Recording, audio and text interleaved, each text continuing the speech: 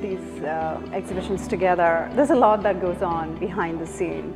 What we've done is we've clearly focused on contemporaries who are showing in museums internationally, who are participating in international biennials, and who we truly believe are the modernists of the future.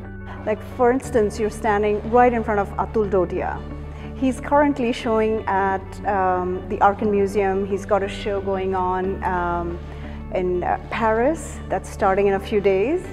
We have Subodh Gupta also showing at the Arkan Museum. You have Anas Harsha, who is currently in Berlin for a one-year artist residency. Then you have Reena Banerjee, who's a New Yorker, so we especially love her. And she just had a show, a solo show at Musée Guimet in Paris. And she has another show coming up in Brussels, a solo exhibition. Most interestingly, we have Bala Subramanian.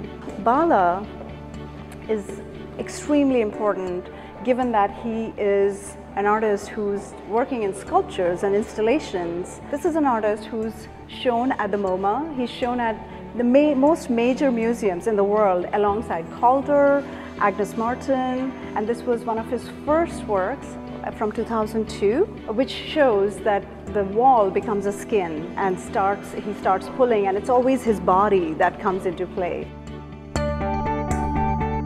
He was so not prolific, and so there's so few works that come to the market. However, the importance of this work cannot be overemphasized. To have a work this scale, this palette, the provenance, and the condition. Then you have the Padamsee.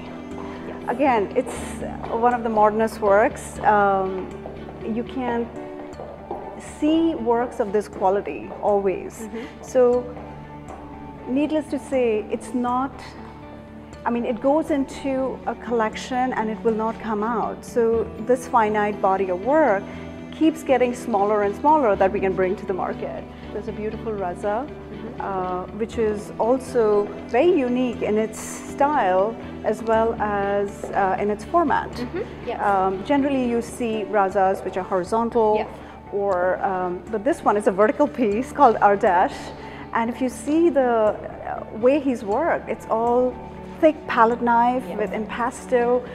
It's absolutely brilliant.